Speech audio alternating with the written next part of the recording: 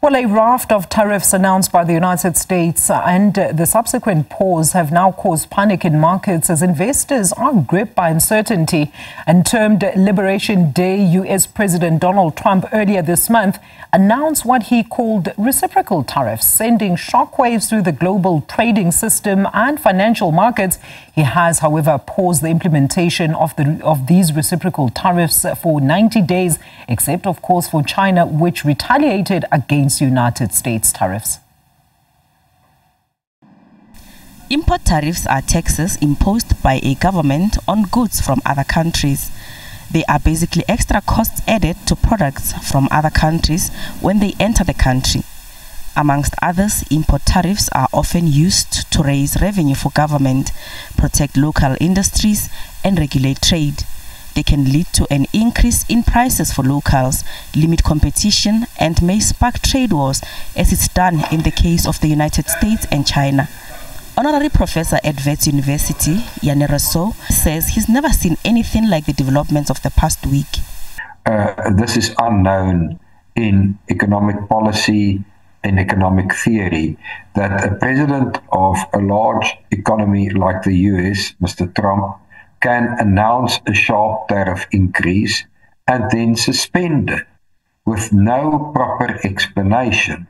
So what we've seen here is unprecedented. We've not seen it before, and it is really not conducive to international economic stability. And I have no idea what Mr. Trump's economic thinking was in acting in this way. There are fears that Trump's move could weaken the global economy. The fear was that in the blanket way in which these were being imposed, you would see a massive contraction in global economic activity because people would suddenly be faced with increases in product prices of 30 and 50% and would not be able to afford to buy those. And it would isolate the United States economy. What Trump did yesterday was to put such tariffs on hold. Such tariffs had been imposed on the basis of the extent to which those countries were exporting more to the United States than they were importing. In South Africa's case, 60%. And then Trump so-called magnanimously said he would offer a discount of 50% and therefore impose a tariff of only 30%. But before doing so, he first announced a blanket tariff on all imports of 10%. Economists say the effects of the tariff war will be felt by consumers and businesses in their respective countries.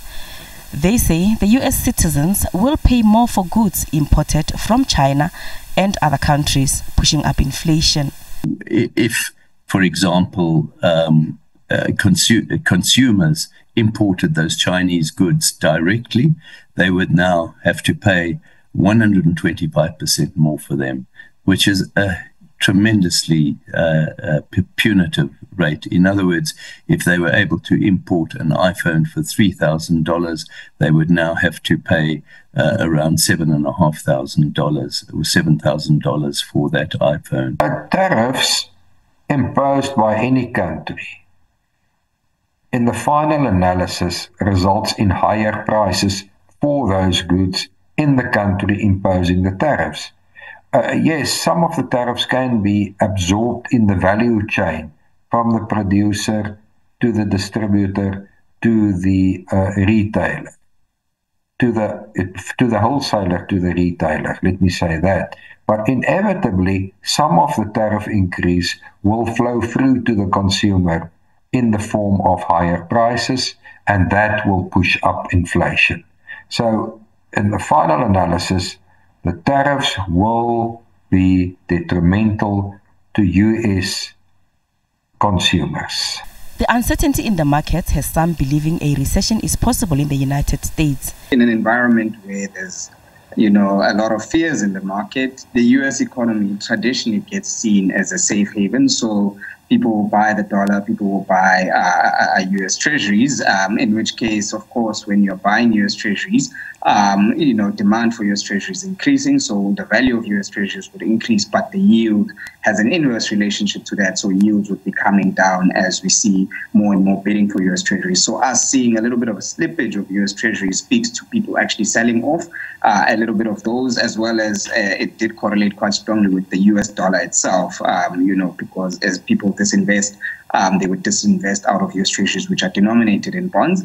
And a lot of the assets from a safe haven perspective going a little bit more towards gold. So gold holding up quite well in this environment, trading in excess of 3,000. And that's really because, yes, the US economy is seen as a safe haven, but there's quite a lot of concerns around the fact that these trade tariffs could induce a recession within the US. And that's certainly the sentiment broadly, especially given, how aggressive the stance that the US was taking was.